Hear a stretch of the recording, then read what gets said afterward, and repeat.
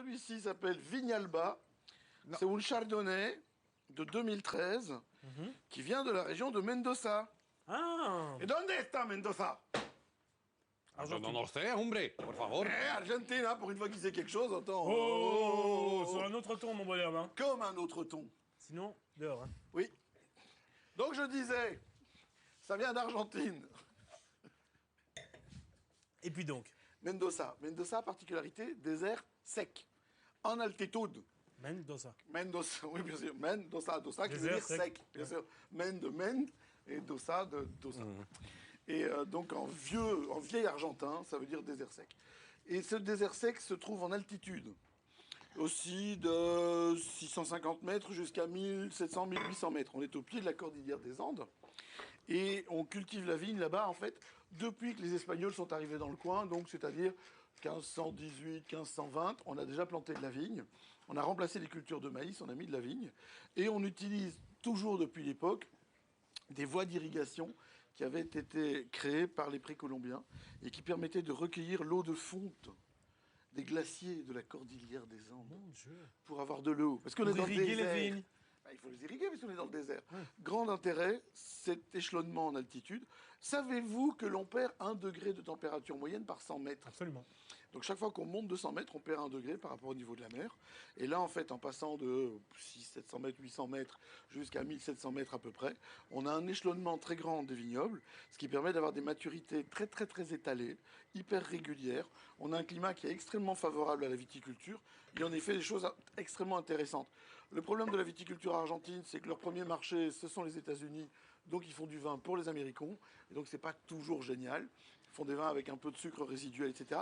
Mais il y a un gros changement depuis maintenant une vingtaine d'années.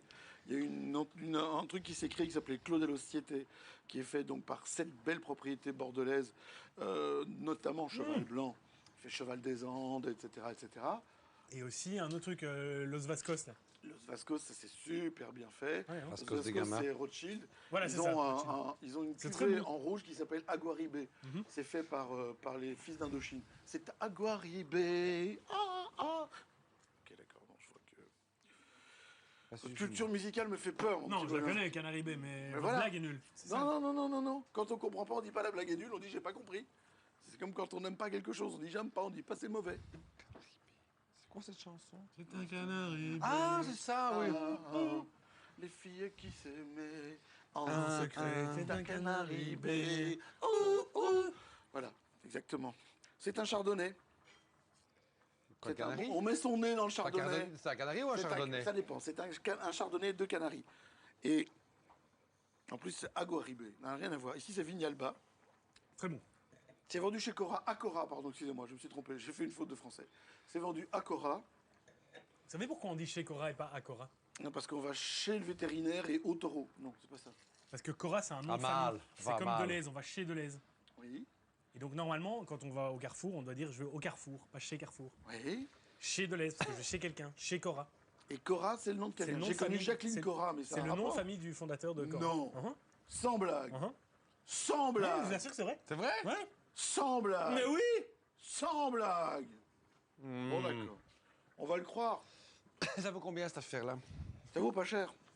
On vous Ça l'a vaut demandé dans 5,70 l'oreillette. €. Sur internet, corawine.be, site qui marche extrêmement bien, très intéressant, et qui est extrêmement fiable. C'est probablement le site le plus fiable aujourd'hui en Belgique au niveau vente de vin. C'est vrai?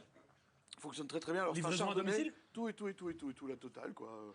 Carte de crédit, payer, machin, acheter, stock, enfin, tout. Chardonnay très rond, très sur le fruit. Vin qui doit vous plaire beaucoup, mon petit bonhomme. J'aime bien, oui. Avec une belle sucrosité dedans, c'est-à-dire très nouveau monde. Hein. On est à 5-6 grammes de résiduel alors que c'est un vin sec. On est à 14 degrés d'alcool, ça se perçoit pas du tout, parce qu'on est avec une belle acidité. C'est le genre de truc qu'on pourra boire à cette température-là, c'est-à-dire pas extrêmement frais. Là, on est à 12-14 degrés. On pourrait les passer en carafe, secouer votre verre, vous savez, comme... vous allez voir, secouer votre verre comme il faut. Et là, vous allez voir la différence. Si vous le passez en carafe, vous perdez un petit peu du côté exubérant. Vous allez un peu plus loin sur les notes de beurre, amandes effilées grillées, des choses comme ça. C'est un chardonnay très typique, très classique du chardonnay, avec le côté gras du Nouveau Monde. Donc c'est Eh ben. c'est ça qu'il doit faire parce qu'il vient de là. C'est très intéressant, Eric. Merci beaucoup pour cette belle découverte.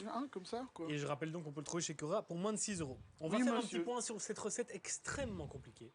J'en sors pas avec la